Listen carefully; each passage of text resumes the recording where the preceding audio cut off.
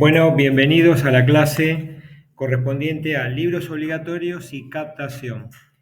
Como sabemos, venimos viendo desde el comienzo de la materia temas que tienen que ver con la actividad inmobiliaria, desde el momento en que un corredor inmobiliario debe cumplir con requisitos, debe cumplir con las obligaciones y luego prestar especial atención a las prohibiciones dentro de la actividad. Vamos a pasar a los libros obligatorios, que es los libros que tenemos que tener como requisito para matricularnos en alguno de los colegios. ¿Qué son los libros obligatorios o libro de registro de operaciones? En Capital Federal vamos a ver que los libros, la ley 2340, la ley de creación del colegio, CUSIGBA, en su artículo 14 establece claramente que estos libros rubricados tienen que ser llevados de manera obligatoria para que, donde iban a constar con un orden cronológico, todas las operaciones encomendadas. Hay que prestar especial atención a la parte de encomendadas. Y conforme a lo que indica el artículo 11, inciso 7, y luego las operaciones realizadas. Ahora vamos a ver cómo deben registrarse. Allí debemos registrar nombre y domicilio de los contratantes, la ubicación y la identificación del inmueble y todas aquellas condiciones particulares que se hayan celebrado en el contrato, especialmente el precio final y los honorarios correspondientes a la misma. Bien, luego, en el registro de operaciones tiene que cumplir con las siguientes condiciones. Tiene que ser un libro de tapa dura, apaisado, rayado, sin tener columnas. Medidas aproximadas son aproximadas, pueden variar un poco en algunas editoriales, de 33 por 24 centímetros. Y por lo general lo van a encontrar en estas librerías con 100 o 200 hojas aproximadamente. Pueden adquirirlo en cualquier librería comercial, no va a tener ningún problema. En el colegio Capital Federal suelen recomendar la que está en San José 270 o en Chacabuco 223. La verdad es que el día cuando me matriculé lo compré en una librería comercial cualquiera en la zona de tribunales y no tuve ningún problema cuando lo llevé al colegio y me lo rubricaron. ¿Qué debe tener el libro de registro de operaciones en Capital Federal? Primero, en hojas pares se registran las captaciones. Cuando hablamos de captaciones, son aquellas operaciones, aquellas propiedades en las cuales tenemos ya una autorización de venta firmada y ya pedimos los informes de dominio e inhibición correspondientes. Entonces ahí tenemos que asignarle un número de operación, por supuesto que es un número interno. Ustedes tienen que llevar un orden también en las operaciones.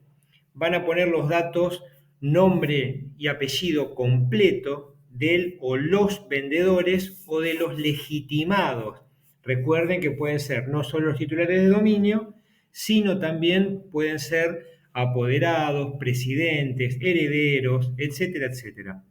El domicilio del vendedor, si no viviera en el inmueble motivo de la operación comercial, una descripción de las características del inmueble. Esto no tiene que ser algo poético como se suele poner en algunas publicaciones de portales inmobiliarios. Simplemente una breve descripción: departamento de 2 ambientes o 3 ambientes, con balcón al frente, cochera y baulera. Muy sencillo, escueto, que nos dé una idea de lo que estamos hablando. El valor de publicación exclusivamente. El valor de publicación, recuerden que esto es la captación y tiene que coincidir exactamente con lo que ustedes tengan firmado en la autorización de venta. Recomiendo, que es una costumbre habitual, poner en la autorización de venta, para tratar de asegurarse los honorarios, poner si el vendedor acepta vender en 80, que es el valor de tasación, por ejemplo, pero se publica en 100. Entonces, cuidado, no pongan el valor de la publicación, pongan lo que esté en autorización de venta. Y como consejo, lo que vayan a publicar también tiene que coincidir con lo que tengan firmado en la mencionada autorización de venta. y en un apartado, observaciones. Aquí pueden consignar si, por ejemplo, venció la autorización de venta y no fue renovada, o los vendedores se arrepintieron de continuar con su comercialización, pueden consignar que simplemente fue retirado de la venta o del alquiler. Recuerden que las autorizaciones y los registros de operaciones deben ser por todas las operaciones que realicemos, no solo de compra-venta. En hoja impar, cuando se realiza la operación, deben registrar la fecha de venta, repetir otra vez el nombre de los legitimados, vendedores o locadores, el nombre, ahora sí, nombre y apellido completo del o los compradores, el domicilio del comprador actual, el valor en el que efectivamente se realizó la operación, y aquí hago una salvedad, tienen que tener especial cuidado en a qué valor se escrituró el inmueble. Si el inmueble se escrituró en un valor que es lo habitual por debajo de la operación real para tributar menos, tienen que poner el valor de escrituración y por supuesto los honorarios que nos corresponden como corredores inmobiliarios del 4%, de acuerdo a su situación impositiva, puede ser masiva o simplemente una factura C de un monotributista. En provincia de Buenos Aires, no es igual, es similar, y la diferencia, negrita, subrayada, pregunta de examen, la salvedad, la diferencia está en que aquí únicamente se tienen que registrar las operaciones realizadas. Recuerden que en Capital Federal se registraban las captaciones, los ingresos y las operaciones concluidas. En provincia de Buenos Aires solo se registran las operaciones concluidas y esto tiene un porqué. En Capital Federal, recuerdan que ustedes van a pagar la inscripción cuando sacan la matrícula por primera vez, más la matrícula anual. Luego van a pagar una matrícula anual que por lo general ofrecen algún descuento si lo realizan en noviembre del año anterior, y la matrícula completa si lo hacen a partir de febrero o marzo. No le cobran otro concepto. En provincia de Buenos Aires, recuerden que la diferencia con el colegio de Capital es que en provincia de Buenos Aires es colegio de martilleros y corredores. En Capital Federal es solo colegio de corredores inmobiliarios. Por lo tanto, en provincia tiene una caja de previsión social a la que tenemos que tributar y nos cobran el concepto de ABAU, que no es ni más ni menos que la jubilación. Así que mensualmente van a pagar el ABAU, que aproximadamente está ahora, si mal no recuerdo, en 120.000, 130.000 pesos, y además van a pagar un porcentaje de las operaciones realizadas. Si es una compraventa, un 3%, por ejemplo, sobre los honorarios que percibamos. Si es un alquiler, pagarán un porcentaje similar y también van a pagar sobre los remates judiciales. Por eso les exigen que registren las operaciones una vez que hayan sido concluidas. Esto está establecido en la Ley Nacional 20.066, modificada por la Ley 25.028 y la Ley Provincial 10.973, modificada por la Ley 14.085, donde se especifica que tiene que haber un libro manual y también un libro de registro. Este libro de registro es el obligatorio. El libro manual, la verdad es que prácticamente no lo utiliza ninguna inmobiliaria. Entonces, en provincia de Buenos Aires es exactamente igual. Son libros tapadura, encuadernados y foliados y rubricados. ¿En qué consiste esto de la rúbrica? Ustedes van a llevar el libro al colegio y le van a poner en la primera hoja un sticker que no van a poder sacar, donde va a constar su número de matrícula, su nombre, la fecha, y eso establece que el libro ha sido revisado y aprobado por el colegio correspondiente. Provincia de Buenos Aires, el contenido. Primero, recuerden, repito, la diferencia es capital, ingresos y egresos, y en provincia de Buenos Aires solo egresos. Van a colocar tanto de comprador, vendedor, locador o locatario, nombre y apellido completo y los domicilios de cada uno de ellos. En el caso de un locatario, recuerden que el domicilio especial es el inmueble que alquila, que es donde va a vivir. Después, identificar el inmueble. Siempre recomiendo no solo poner la dirección, sino también los datos catastrales que constituyen, junto con la matrícula, que constituyen el DNI del inmueble y es inconfundible. El monto de la operación, mismo comentario con respecto a lo que vimos en Capital Federal, que tiene que ser coincidente con el monto de la escritura, el monto de la escritura real, y sobre condiciones sobre el pago, si se pagó en efectivo, si hubo una hipoteca, si fue en dólares, en euros, si hubo transferencia en el exterior, si se aceptaron criptomonedas, si hubo algún tipo de permuta por algún bien mueble a cambio, vehículos, etcétera, etcétera. Y toda aquella circunstancia particular que pueda dar mayor información sobre lo que sucedió en ese negocio. Todo esto que esté en el libro nos puede servir en caso de tener alguna denuncia en el colegio y habiendo registrado esto en el libro, podemos utilizarlo para nuestra defensa. Recuerden también que deben guardar en una carpeta, un expediente, toda aquella documentación inherente con cada operación para tener constancia de cuál fue su accionar como profesionales. Recomendaciones con respecto a los libros.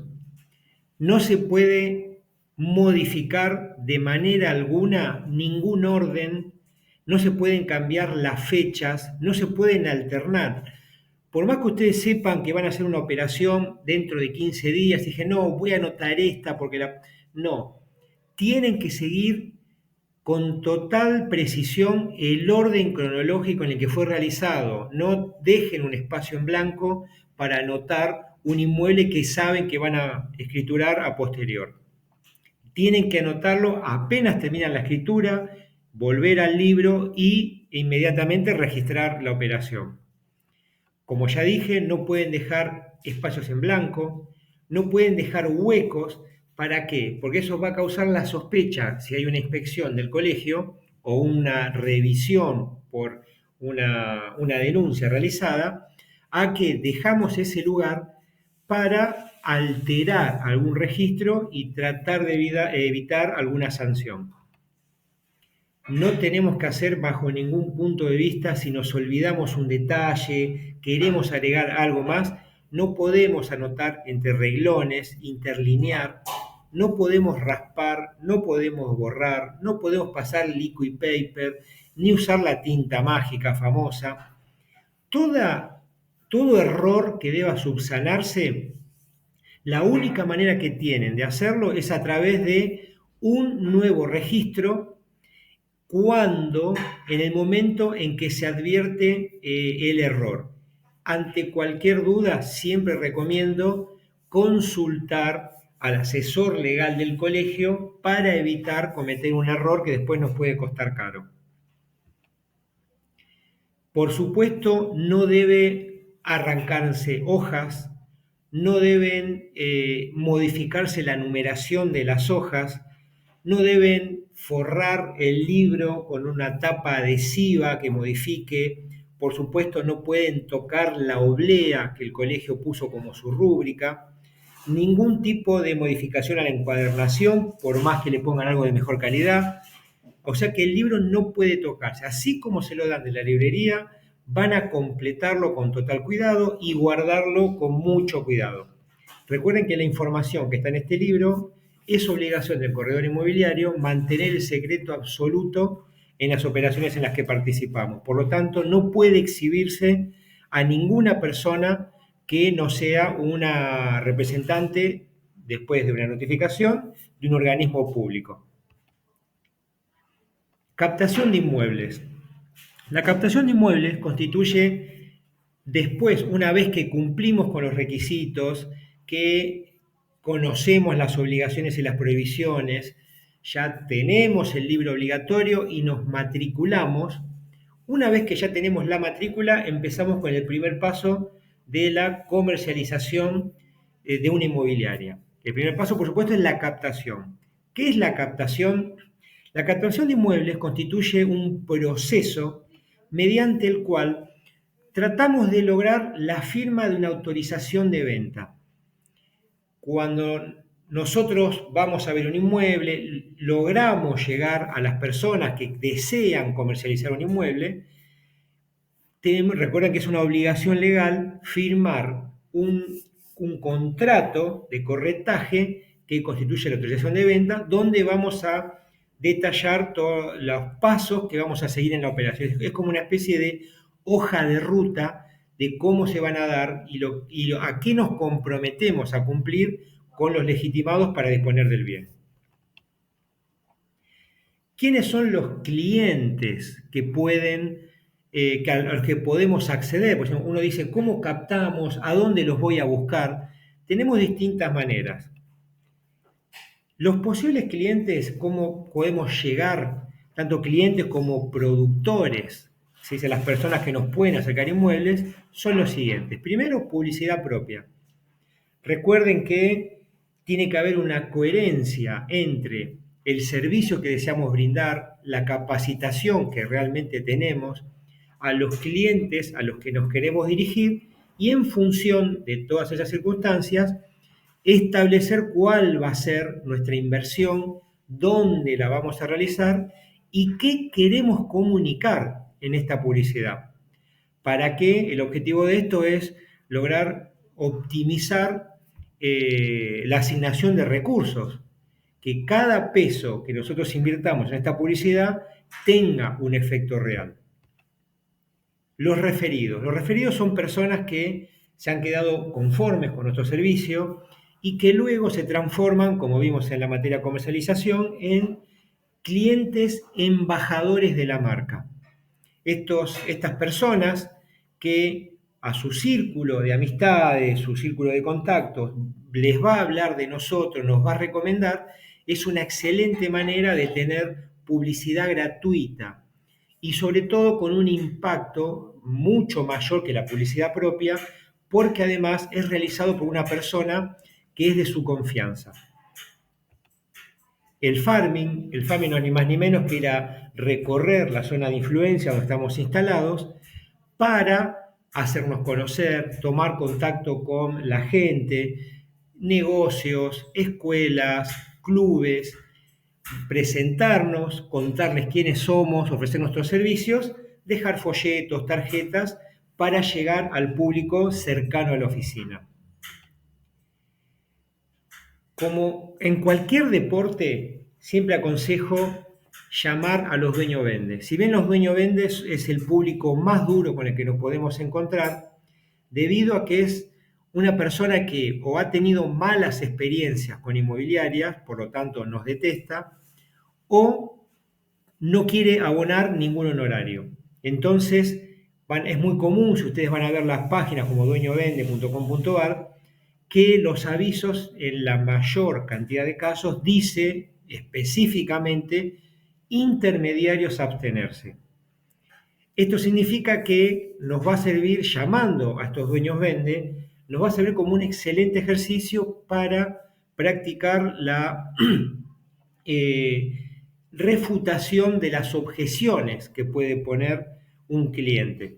A veces los modos no van a ser los mejores, muchas veces les van a cortar, pero ya es un logro lograr que esta persona los escuche, que ustedes puedan tratar de acercarse a él ofreciéndole su ayuda. No, recuerden no concentrarse en sus honorarios, su propia ganancia, y lograr que esta persona los invite a visitar el inmueble para ver por qué no está logrando venderlo, ya es un paso muy grande.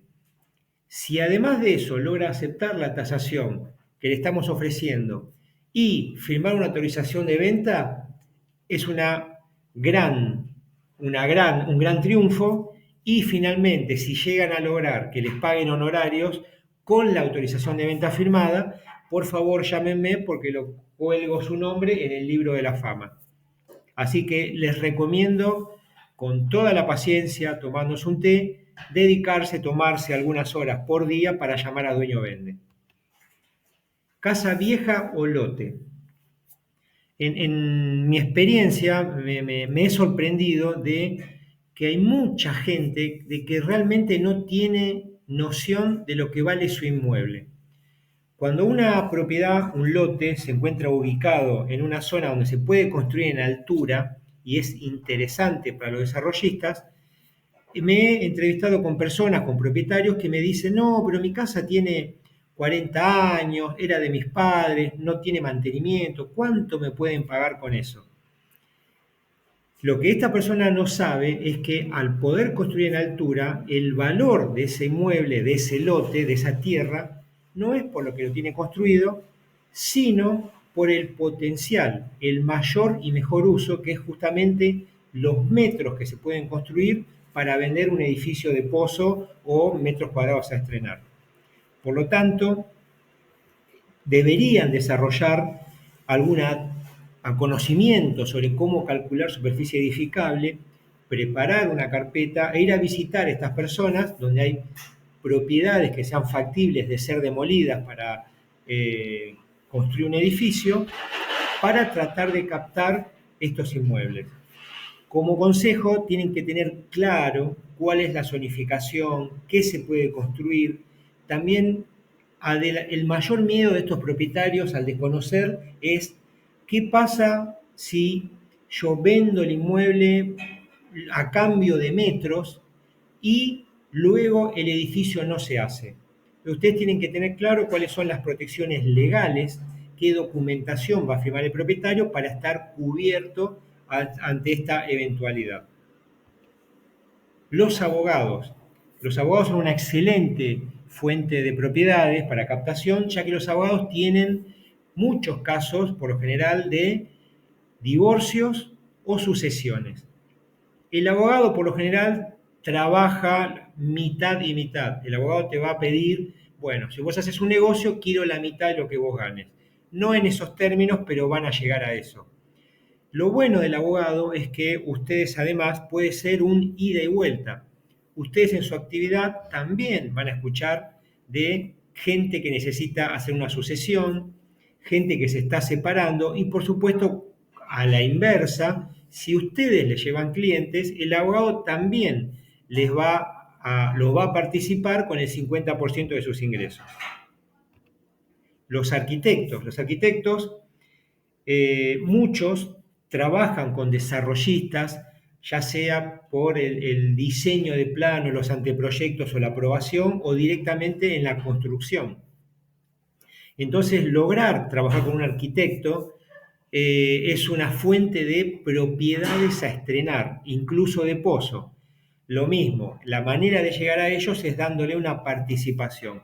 Quizá no el 50% como los abogados, pero entre un 30 y un 50%, de acuerdo a la importancia y la calidad del inmueble, son los valores que más comúnmente se manejan.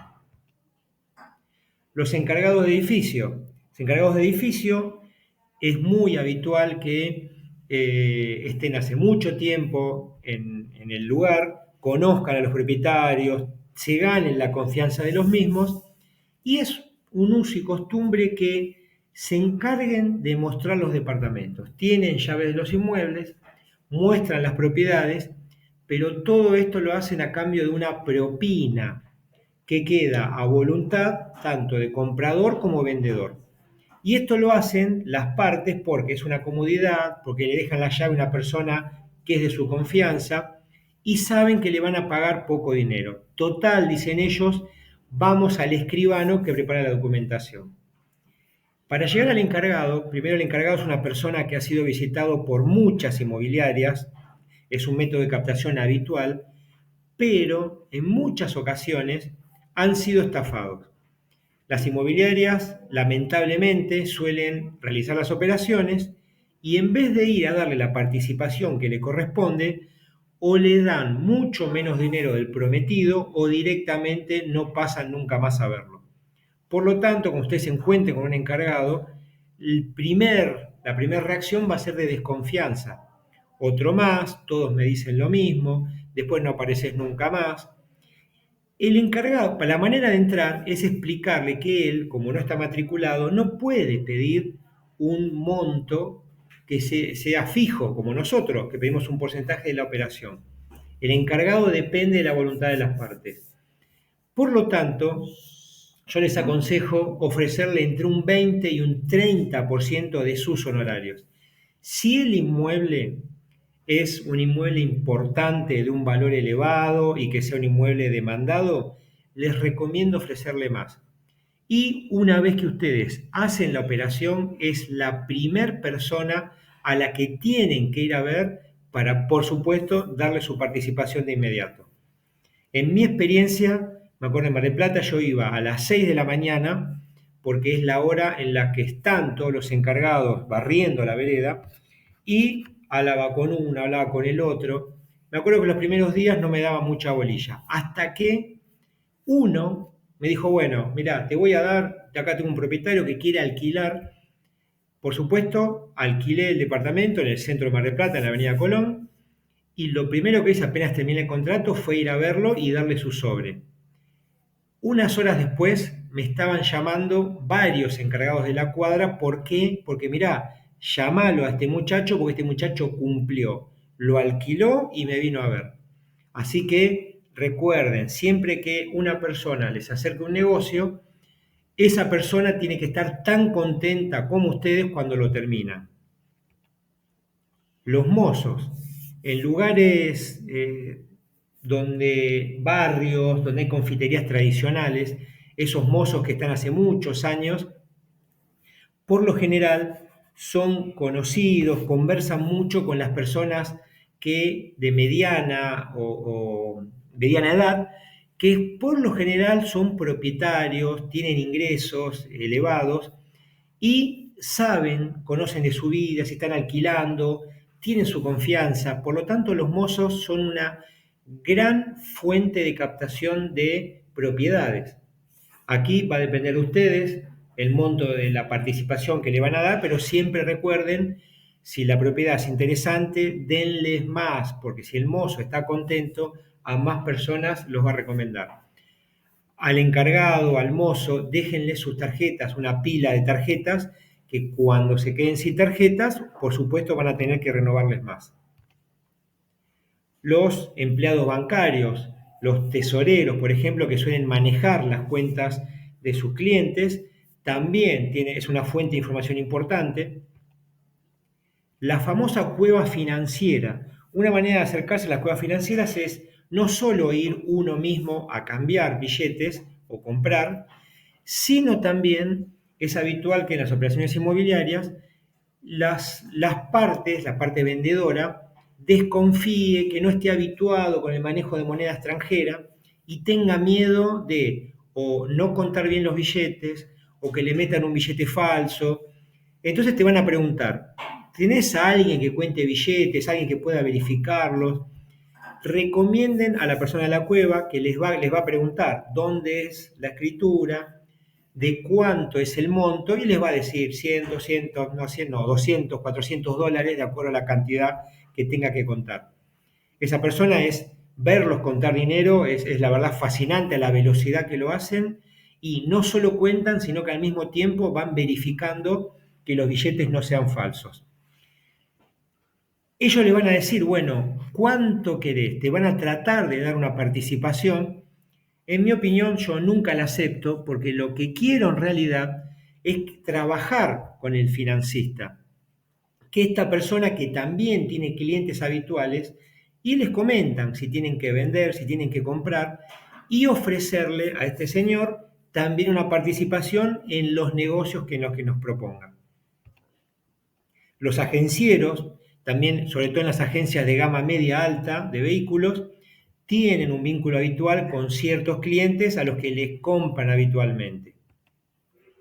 Los colegas fuera de jurisdicción, aunque ustedes se matriculen en capital y provincia, por razones de practicidad, si ustedes están en la zona del AMBA, es poco práctico captar un inmueble de la costa y tener que ir a mostrarlo. Es impráctico y antieconómico.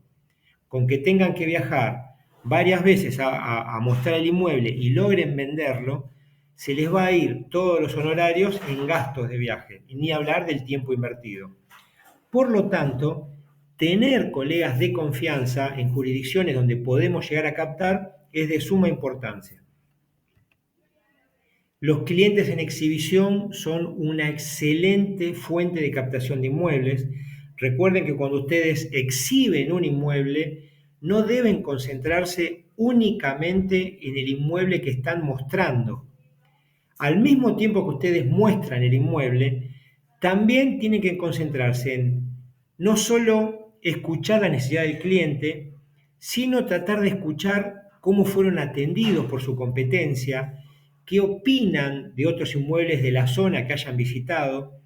Tienen que tratar de venderles su servicio y sobre todo sin que se note.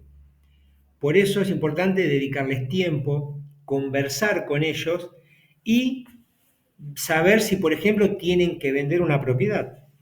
Escucharlos, saber, tratar de aconsejarlos y darles una ayuda, consejos con respecto a la documentación, a los pasos a seguir, etcétera, etcétera. Productores varios. Productores son personas que se dedican específicamente, tienen una cartera de clientes, a captar propiedades y ofrecerlos a las inmobiliarias. Los honorarios, las participaciones que estas personas piden pueden llegar del 20, 30 al 50% incluso. Eso depende del productor y lo van a negociar en cada caso. Recuerden que esta persona, si no les da a ustedes la propiedad, va a ir a ver otra inmobiliaria porque son personas que por lo general están habituados y conocen cómo es el movimiento y la actividad del sector. Y los puestos de diario. Los puestos de diarios en las zonas donde hay edificios tienen, recuerden, acceso a los edificios. Van por las mañanas repartiendo los diarios y muchas veces por un valor fijo ellos ponen dentro de los diarios un folleto o los pueden tirar por debajo de la puerta de los clientes. Así que es una manera de llegar directamente a la puerta de cada uno de los departamentos. Y con eso terminamos el tema de la clase de hoy. Muchas gracias por su atención.